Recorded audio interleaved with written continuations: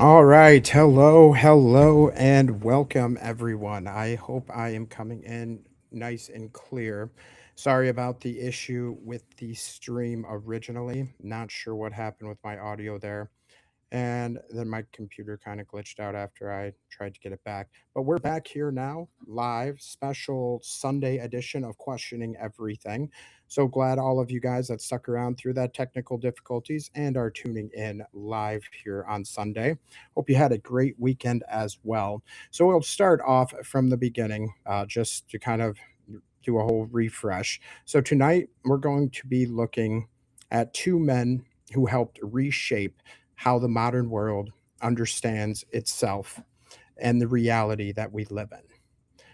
One who rewrote the human mind and one who rewrote the universe. Sigmund Freud and Stephen Hot Wheels Hawkins. So, to start, I want to be very clear about the approach tonight. I'm not standing here claiming these men never existed. That is not the argument for this evening. The argument is that large parts of what they are famous for, the public legend, the protected image, the core claims that got installed into our culture, contains heavy myth making, exaggeration, managed messaging, and in places, outright fabrication and fraud. And that those manufactured legends had a very specific cultural effect. They helped turn large numbers of people away from God. Freud the fraud gave the modern world a closed, sexualized model of the mind. Hawking's gave it a closed, materialist model of the cosmos that needs no creator, no God. Both men operated inside public images that made their core claims extremely difficult to challenge. One was protected by the aura of scientific genius and severe disability. The other was protected by the aura of pioneering psychology and the authority of consulting in the room. Tonight, those two get the deep dive they deserve. There's other names on the list of frauds in our history, many other names like Napoleon, Columbus, Helen Keller, Tesla, Albert Einstein, and many more that will deserve their own episode in this series. So tonight we'll give the time primarily to these two, and then we'll go over a quick overview on some of the other names that I mentioned. So, for starters, let's talk about the man in the chair, Stephen Hot Wheels Hawkins. I'd like to play a video of Mr.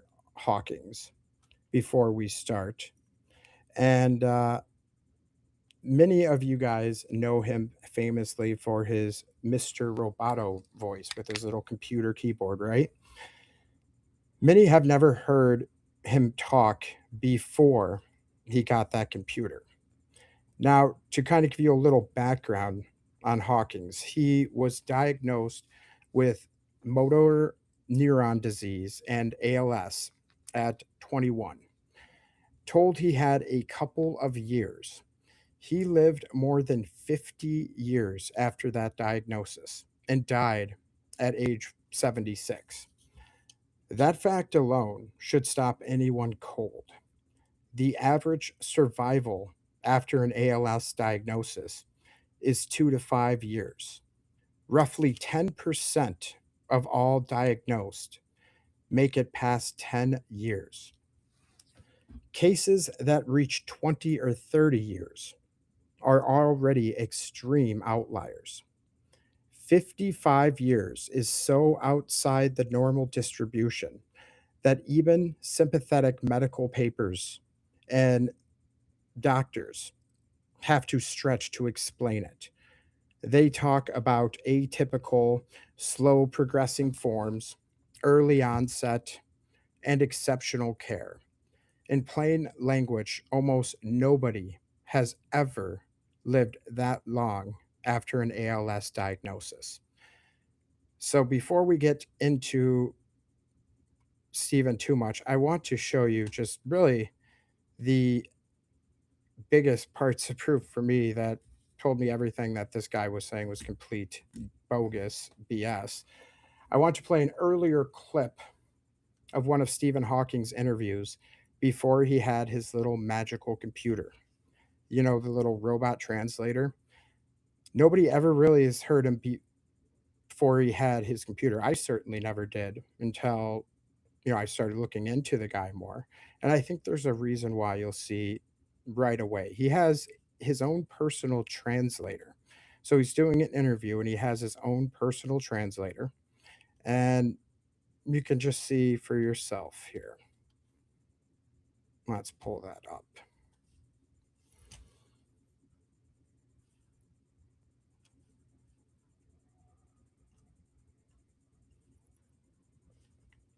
Wait a minute.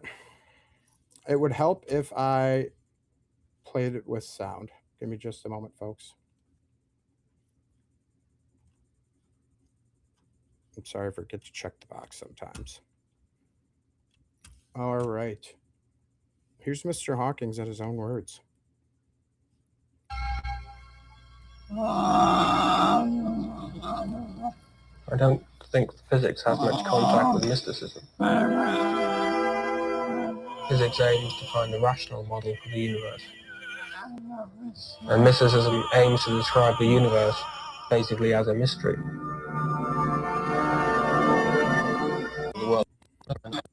Let me skip ahead a little bit here. Basically, There we go. I think in a way physics has been a progress away from mysticism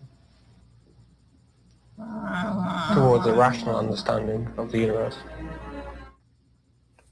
Stephen, when did you first realize you wanted to be a physicist?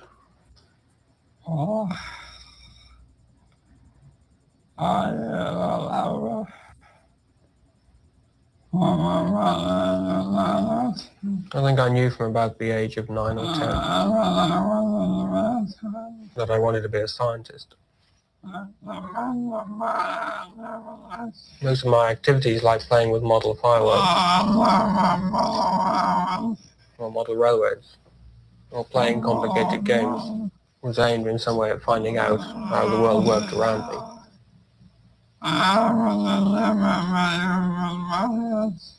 I was never very good with my hands, where my models did not work very well. But I was always interested in models that I could control. And I think that nowadays I have translated that into studying physics. Because in a way, That guy is trying so hard not to laugh. You could tell. You could tell he's trying so hard not to laugh. Okay, that's complete bogus. That guy's like just translating gargles and murmurs. It sounds like here I can't do it. Who did it better?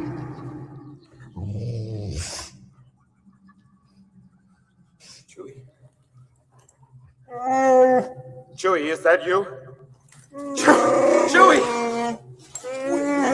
I can't see, pal. What's going on? Luke's crazy. He can't even take care of himself, much less rescue anybody. A Jedi Knight. I'm out of it for a little while. Everybody gets delusions of grandeur. Okay, that's more believable than Stephen Hawking's, and I don't even know who that guy was, like Larry Bird ripoff or something like that. So that kind of was a very funny eye opener for me when I first heard that video. I mean, it's just complete nonsense. Um, and add that to him being like the miracle case of ALS that's lasted over 50 years, which is like a less than 1% chance. Like you have better chance of winning the lottery like dozens of times over than surviving 50 years with ALS. Uh, it just does not happen, folks. And so much so, like many sympathetic doctors and related colleagues started even questioning exactly how this guy was still around and kicking. And I mean, keep in mind, this is what he looked like at the start of his, before he was diagnosed. And then he progresses into the Epstein submarine writing fellow that we all knew and despised at the end. You speak Wookiee? Yeah, well, then you might have a job in case Hawking's translator ever goes out. So the computerized voice arrives, and from that point forward, the public hears a polished, authoritative, slightly American robotic voice delivering statements about black holes, the origin of the universe, the future of humanity, artificial intelligence, and the existence or non existence of God. ALS crushes people in 5 to 6 years. Yes, absolutely, Chris. The survival rate of ALS at that time, and I mean, roughly 10% make it past 10 years. Most of them only survive till about 5 years. So 50 years is just absolutely impossible. So he has a student assistant that translates for him until he gets his nice little robotic voice. The input method, eventually reduced to tiny muscle movements, is opaque to outsiders. What comes out is a clean, definitive, and wrapped in the authority of a man the culture has been trained to see as both a supreme intellect and a figure beyond ordinary criticism. Because, as you know, most times, anytime you criticize anyone in authority with a disability or a minority, you're not criticizing the person according to society norms. You're criticizing and insulting the man and his disability himself. That power, that combination is very powerful. Criticize the content of what he's saying, and you risk looking like you are attacking a severely disabled genius. And the disability itself becomes a force field. Inside that force field, major cosmological claims can be installed with very little pushback.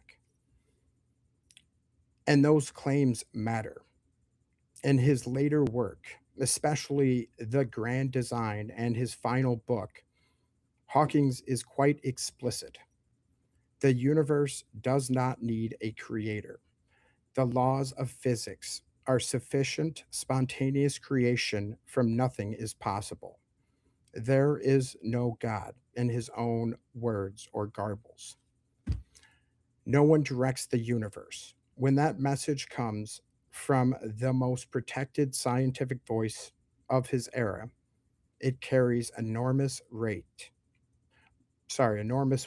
uncriticizable weight. It helps set the default modern position, a cosmos that runs itself with no personal God required. Then there is the Epstein connections. In 2006, Hawkins attended a small gathering of high level physicists in Epstein's Virgin Islands. There are photographs, and Epstein reportedly had a submarine modified specifically for Hawkins so he could go underwater. Hawking's name appears multiple times in later document releases. Whether anything beyond the science conference occurred is still argued about. But let's be real, somebody making multiple trips to that certain island, something definitely went on. What is not in dispute is that one of the most sympathetically protected scientists on the planet was in that orbit. for people already looking at the managed image theory, that detail does not help the official story. Put it together, extreme statistical outlier survival, a public presentation that required heavy interpretation, and then became fully synthetic, near total insulation from all criticism, consistent messaging that removed any need for a creator, and proximity to one of the darkest elite networks in the modern age. The reading that Hawking functioned as a protected scientific mouthpiece, a channel for installing a godless cosmology, is coherent. It does not require claiming the man never existed. It only requires looking at how the public facing version of him actually operated. So, I mean, it's not, again, there was obviously a puppet in the chair. There's been people that made claims that there's been multiple body doubles of him throughout the years. Who's to say? The thing that is, undeniable about Mr. Hot Wheels is that he was insulated and protected from all criticism, because if you criticized his works, then you're attacking the man in the chair itself and not actually going after his work. But his work was one of many parts of many people that had particular power, that all used their position to turn us away from the creator. And that is the goal of the modern education system, the modern world we live in, is they don't outright tell you God doesn't exist, but they try and do everything possible to convince you. All of these fine folks, I use fine very loosely, that we'll cover tonight, are unapologetic atheists. And they all spent their careers trying to put down God in any way, shape, and form they could. Even the Family Guy creators spoofed him, had episodes where he walked and talked just fine. Yep, that's another thing, Michael. I mean, you see a lot of that in shows like Family Guy. So the vast majority, the jokes go right over their heads, right? They just, ha ha ha, laughing at Stephen Hawking's or whatever, and they kind of just rub it in our faces. That's the type of disclosure that they do. It's, soft disclosure. All they need to do is tell you what they're doing or tell you that it's all an illusion. And they could put it in media in any way, shape, or form, in fictitious media, in works of fiction. And that's all they really need to do. Their karmatic system, their retribution, their telling of it is all, that their obligation is fulfilled. So whatever you think of Hot Wheels over here, I mean, he was definitely more than likely a diddler of children involved in that famous Epstein cover-up list, zero arrests to date of. And the fact that he survived over 50 years with ALS, when most diagnosis is at the time of diagnosis, you usually only have about 5 years most. Anything outside of 10 years, then that's pretty much an anomaly in itself. Like I said, that's like a 10% chance of survival after 10 years. Um, Roughly only 10% of all people with ALS make it past that point. So the next person I'd like to talk about tonight is Sigmund Freud, aka Sigmund Freud. Now, he is a big example of how evil has shaped our modern day systems. So you have Hawking's that reshaped the way we look at the stars in the sky and the world around us. And then you have this bozo that reshapes how we look at our minds, our bodies, our souls, and our spirits. So, Sigmund Freud, pull up a couple images of him. The other half of the redesign, Sigmund Freud, the man who helped rebuild the modern understanding of the human mind. Freud was born in 1856 in Moravia, moved to Vienna as a child, trained as a neurologist, and eventually constructed psychoanalysis. From early in his career, the pattern of bending evidence to fit the theory is very visible. Let's start with Freud's addiction to cocaine. Freud used it heavily and promoted it aggressively as a near miracle substance. He treated a friend and colleague, Ernest Fleschel, for morphine addiction by putting him on cocaine. Fleschel became addicted to both and deteriorated badly. Freud then published claims of success and invented additional successful cases that did not exist. When the drug caused clear tissue damage, he sometimes treated it with more cocaine. His own early scientific paper on cocaine's effects used himself as the primary subject and contained false statements about having verified the results with others. This is not an interpretation or an opinion, it is in the documents. Then, when am I planning on releasing your book with your research on the Little Season Old World stuff? I have a lot of it mostly typed out. It's a great question there, Prairie Hoser. I got most of it typed out and done. I just really don't know how to go about publishing it. I'm kind of going about that route. I don't know if I do it like a digital or paperback.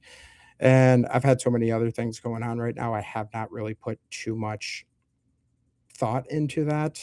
Um, Perhaps if there is a demand and a want for a book like that, I will absolutely kind of make a more pressed effort for it. But yeah, I just like in terms of publishing and stuff like that, like I only have so many hours in this day and there's never enough time.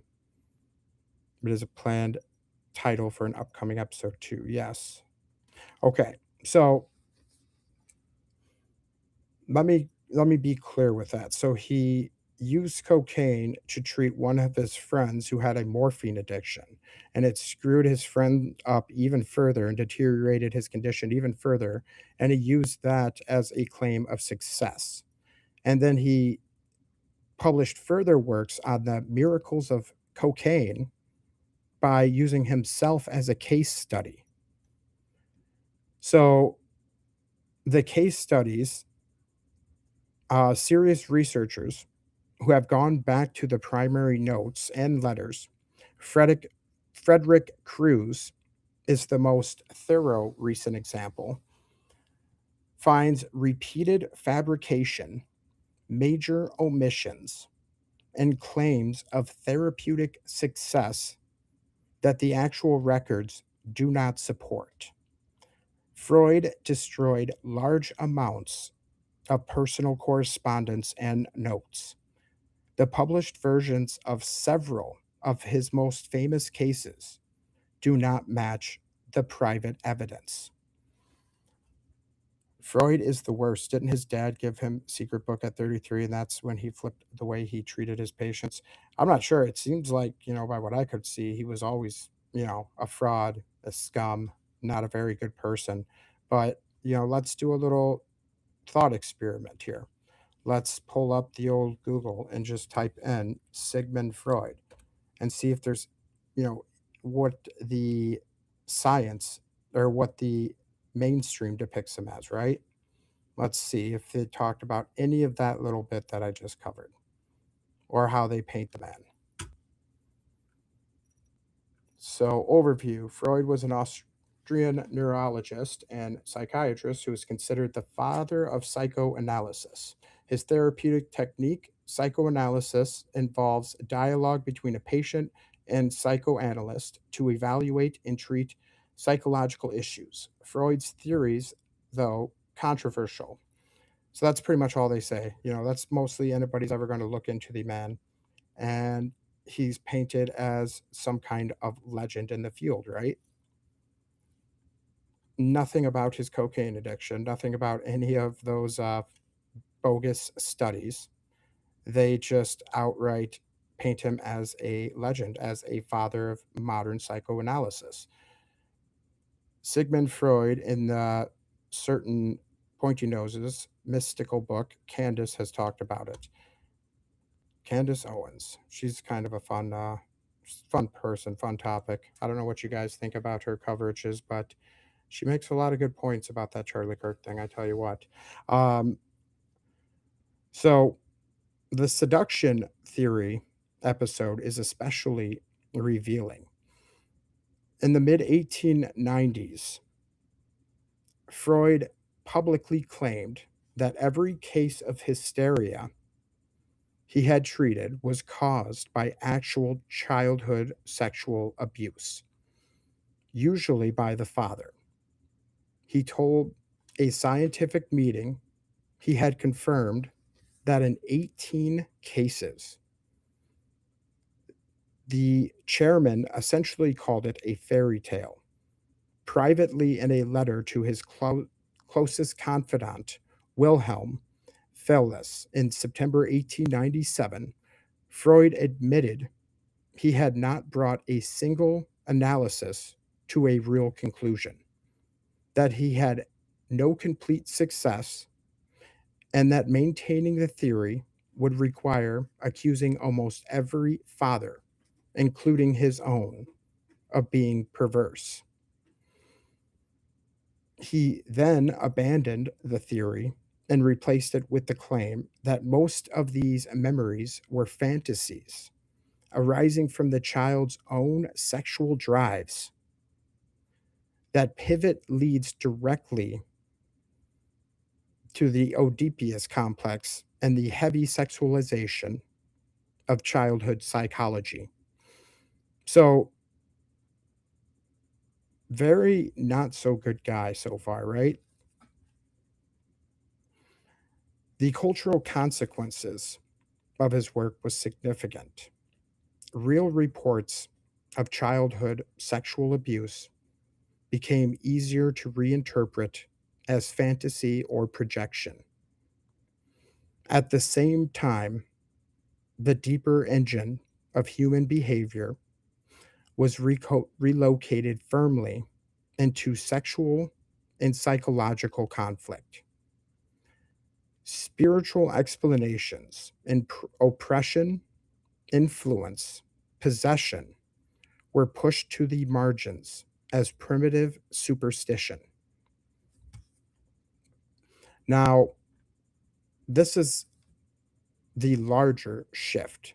Before the full cultural victory of psychoanalytic and psychiatric models, severe mental and behavioral disturbances in Christian societies were still often examined through a spiritual lens.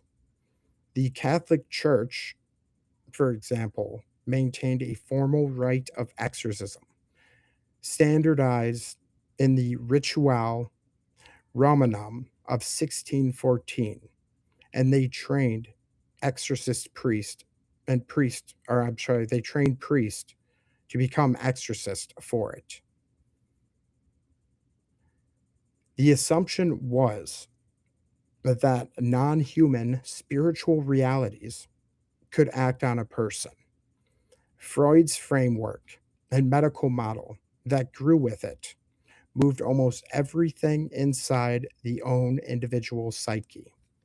Once that became the preferred response to severe stress or to severe distress, became diagnosis and medication rather than spiritual discernment.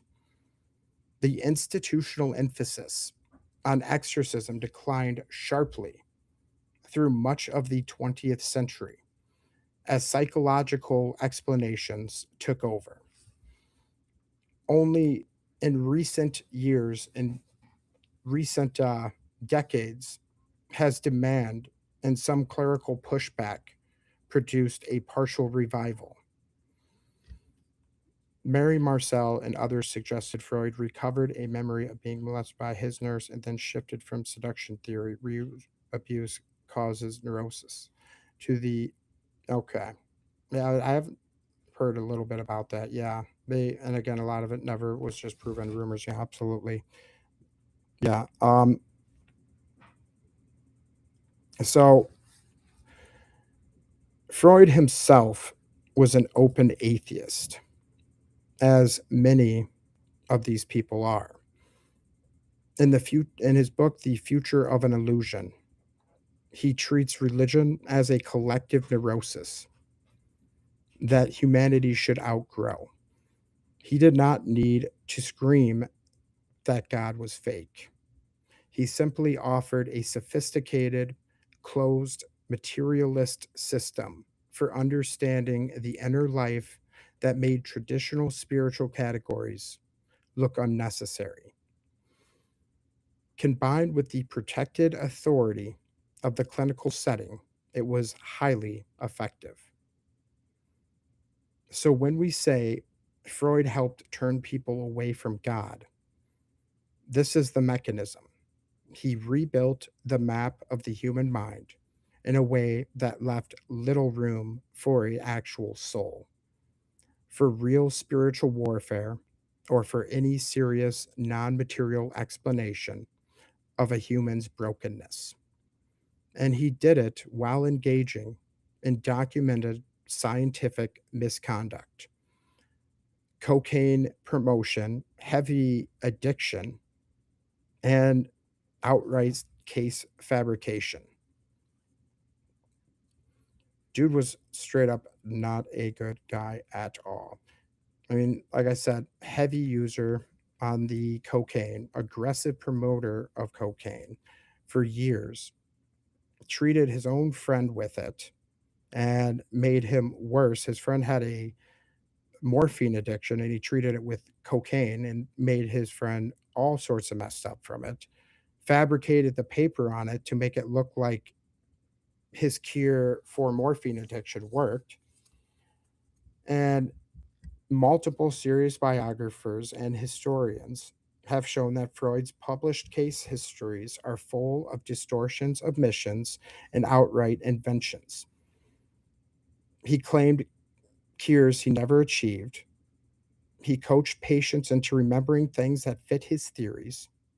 Several of his most famous early cases fall apart when you look at the actual notes and letters. Most of them he destroyed.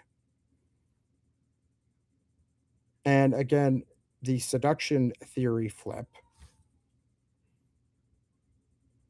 So again, Freud's system and the medical model that grew alongside after him did the opposite of how humanity has been handling these things for generations, centuries, and flipped it all to heavily addictive and damaging pharmaceuticals with extreme side effects.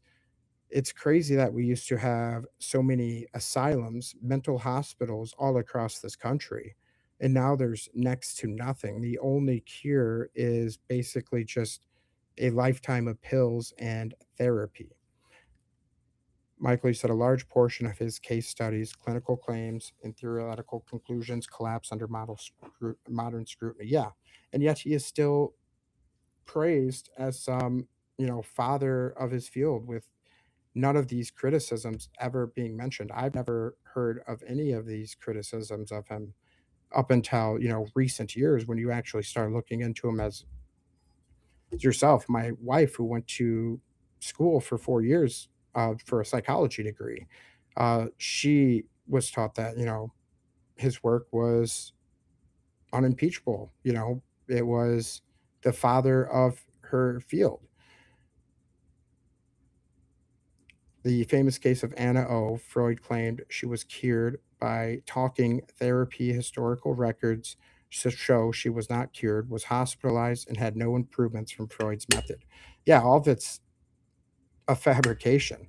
And the, I mean, the real demonic possession angle that they got rid of, I take the traditional Christian and broader spiritual claims seriously, the ones that have been around for centuries. Non human spiritual entities that can influence, or in rarer cases, possess human beings are absolutely real. I've told you guys many times on this channel. We were born into a battle of good versus evil, a spiritual war. And part of this battle is to convince us that God doesn't exist. The modern West largely lost the cultural and institutional tools to recognize or respond to that reality.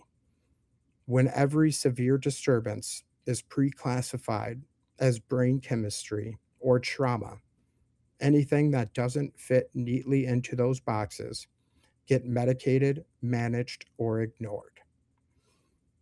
Is possession running rampant and unchecked? I do not claim to have a head count.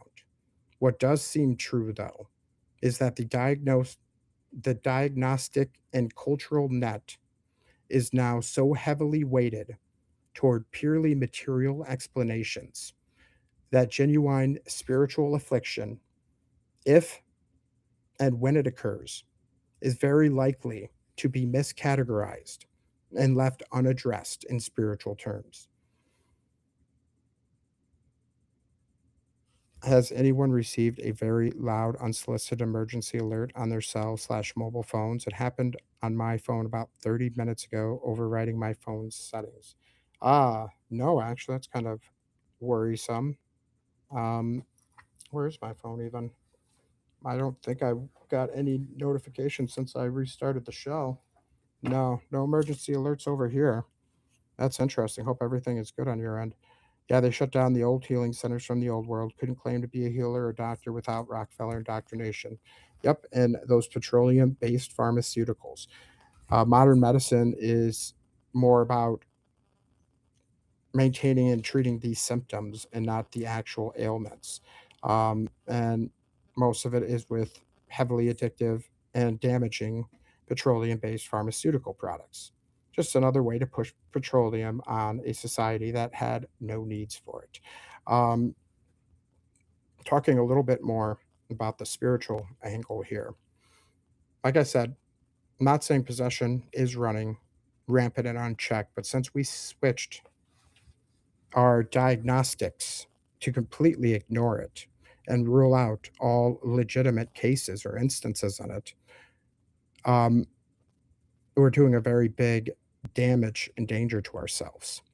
The increase in demand for exorcism in some Catholic and other Christian circles are on the rise, and people reporting oppressive or invasive experiences that don't respond to standard psychiatric treatment. And the general re-enchantment happening in parts of the culture all suggest that the materialist monopoly is indeed cracking. Whether that means actual cases are increasing or simply that more people are willing to name what they are experiencing is harder to say. But the loss of discernment tools, our discernment is real, and it does indeed have consequences. So, and again, up until like the late 1980s, the most dioceses in America, Catholic dioceses and around the world, had specific exorcist priests that were trained to exorcise demonic possession in people. This was not something that a naive, superstitious populace believed. This was hundreds and thousands of years of documented cases and documented results. And then this cigar smoking, cocaine addicted fraud came along and changed up the whole game, especially when you get in pharmaceutical companies involved that give payouts for prescribing such medications that are not only bad for human bodies but bad for the earth. Oh, absolutely. Let me give you a little personal experience with that. I have somebody very near and dear and close to me that is on, what is it, 10 medications a day. Sometimes they take multiple of those 10 medications a day for psychiatric issues they are experiencing. And it has done the exact opposite effect. They came in with trauma and issues there. The doctors at the hospital that don't actually treat anything long term, they're all about just kind of triaging and get you stable and not hurting yourself or others.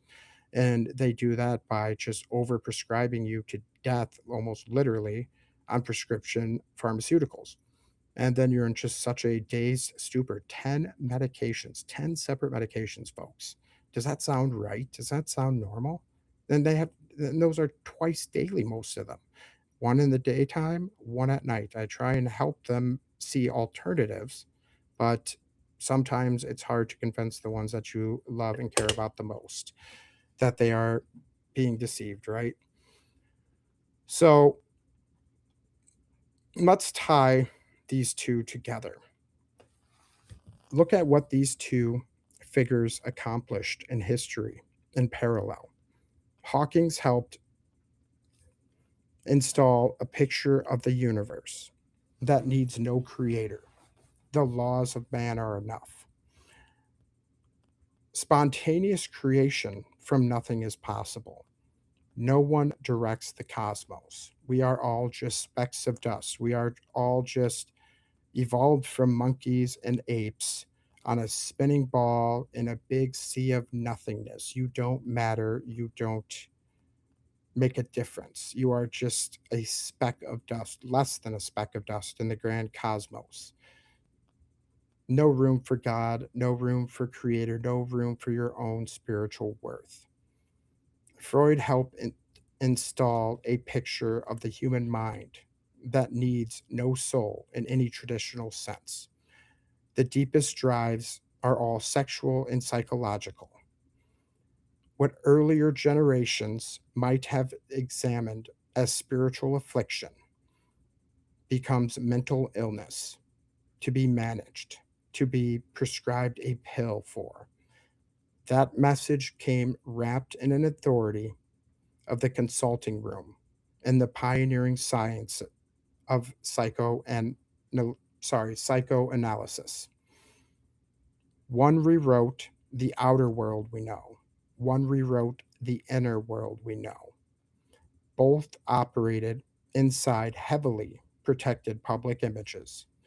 Both left culture with a more closed, materialist default setting, a universe and a mind that have little formal need for God. That is the pattern. Not that every word either man spoke was false, but that the legends, the protection, and the core claims that got culturally installed a larger shift away from a God centered understanding of our reality. Kratom helped get me off street opioids. Hey, I'm glad to hear that, Kyle. I've heard mixed things, a lot of bad about Kratom. I'm glad it worked for you, though. Um, yeah, I'm glad that you got off that road. Yeah, methadone, and that's not a good route either. Absolutely. I wonder, it would be a value to look into. I wonder how many hours ahead of Australia is from the US. I think it's like, what time is it? 2 p.m. for you guys now or something like that. I'm not sure exactly. I know it's like more than 6 hours ahead, I think. I'm not sure. Yes, Michael, new science like our dispensaries is where everyone needs to look now, as people are getting systematically poisoned by fertilizer, glyphosate, and pesticides, which was never an issue in the small illegal grower model, especially with a plant known to pull all toxins and metals out of the soil to regenerate it, and now sucks up all those chemicals for people to ingest. You're talking about the growing of the legalized pot market. I take it, yeah, absolutely. OS alert. It happened at 2 p.m. on the East Coast, and I don't know. Oh, you're talking about that alert you got on your phone, Susan. The Western Mid Australia, which are behind the Eastern states time zone wise. I did not know about the plan to do this as I don't watch news. Oh, wow. That was just that alert. That's good. That's good that it's not a anything serious going on there. I was kind of worried when you told me that. Yeah, I don't see any alerts on my phone, though, thankfully. Yes, yeah, I agree, Michael. Hopefully, you got off that kratom as well.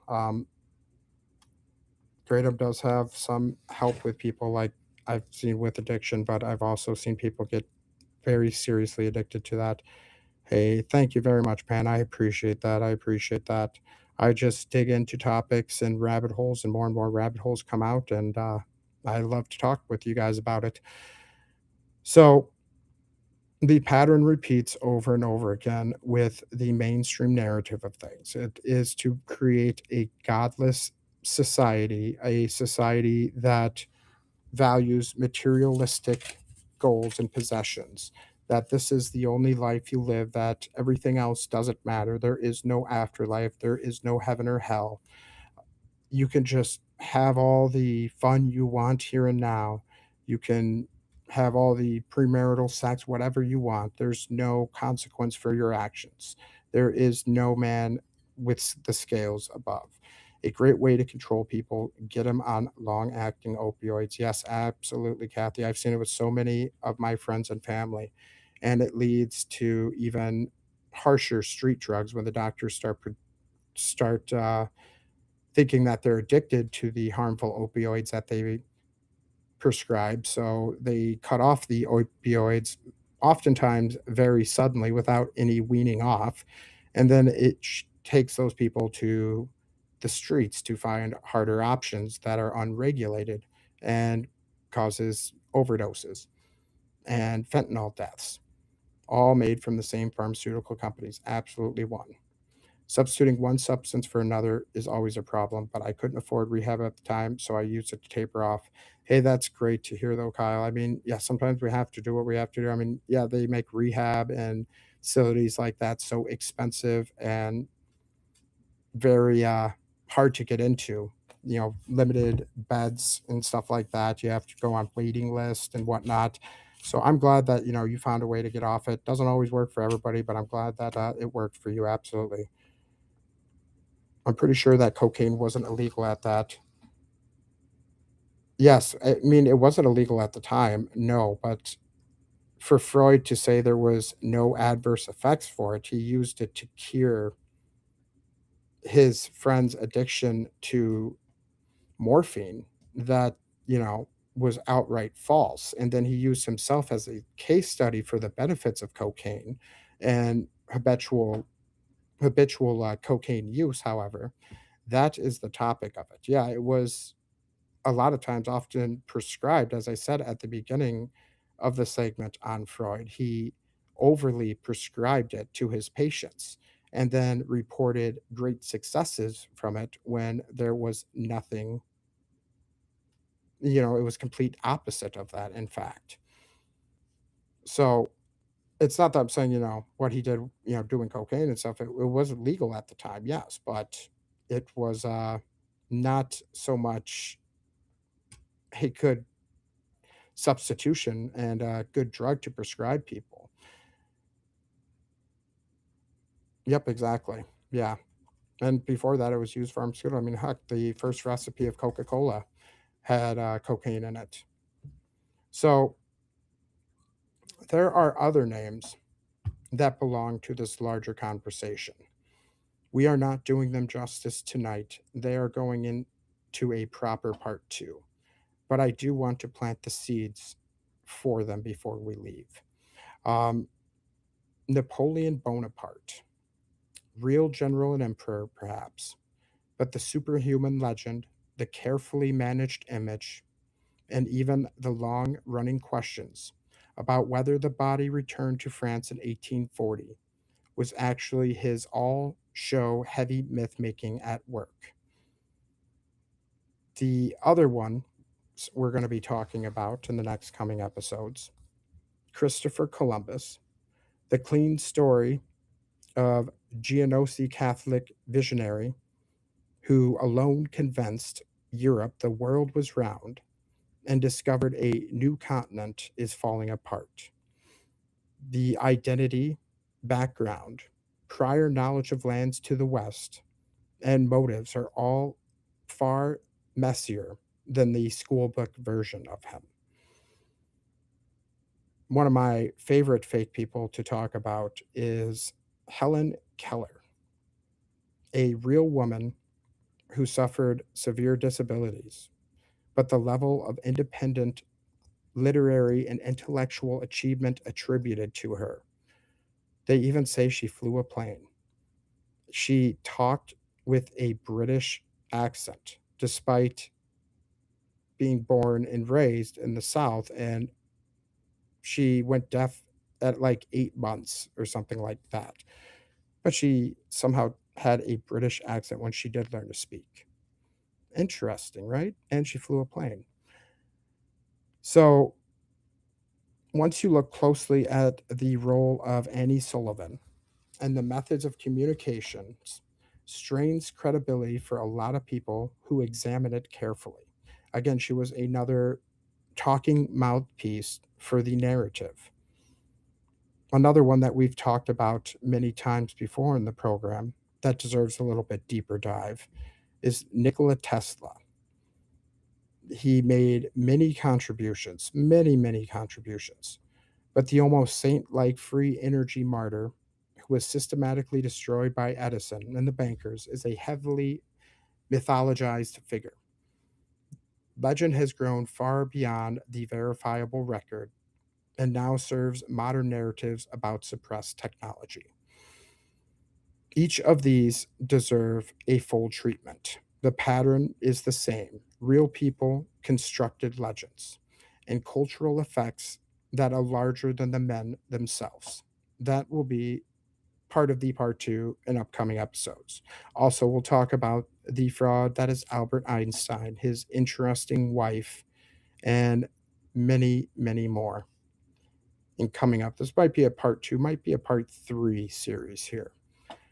So we started with a simple claim tonight, and I will still kind of wrap the show up at 12 o'clock since we had that technical difficulty issues.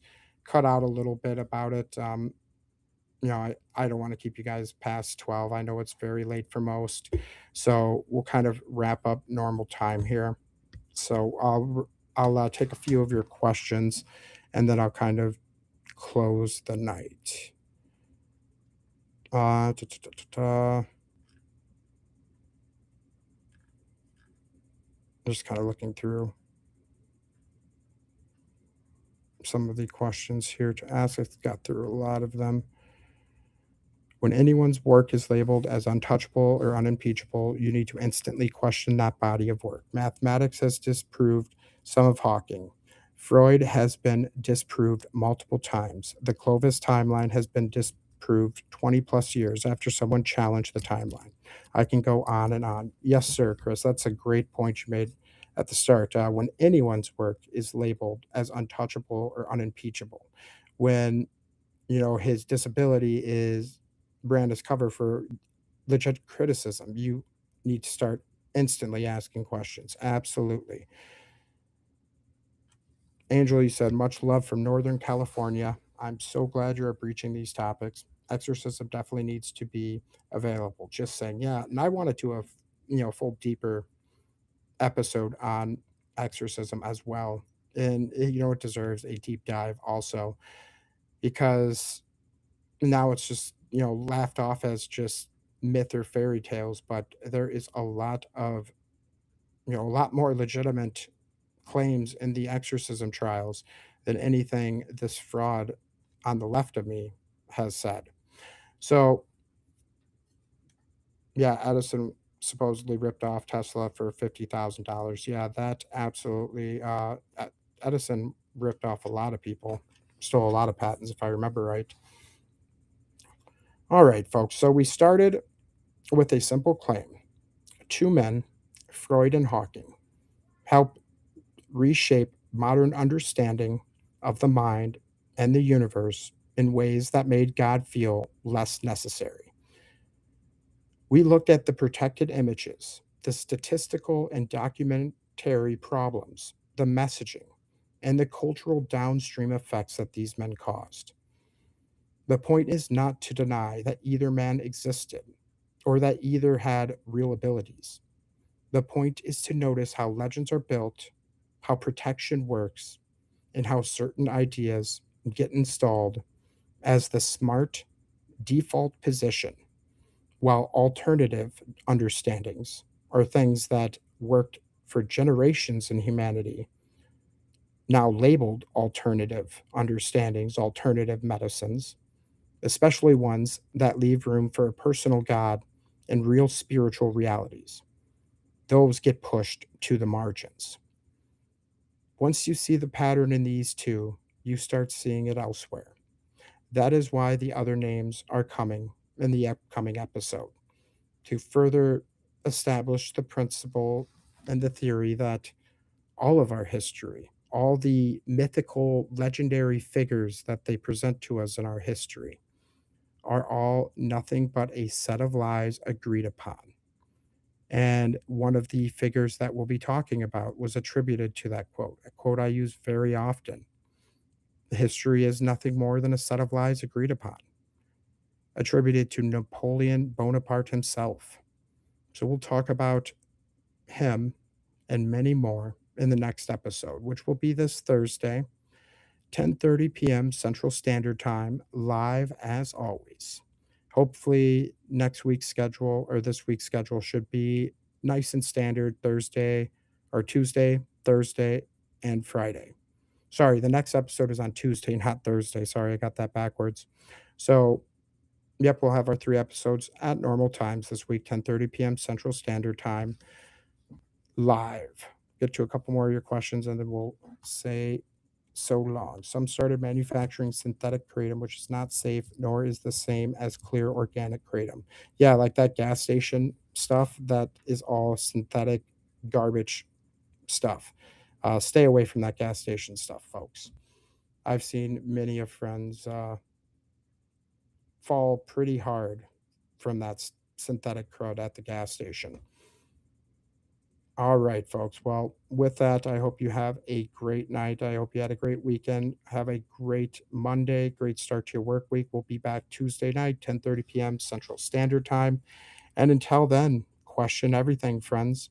Have a great rest of your night. And thanks for listening.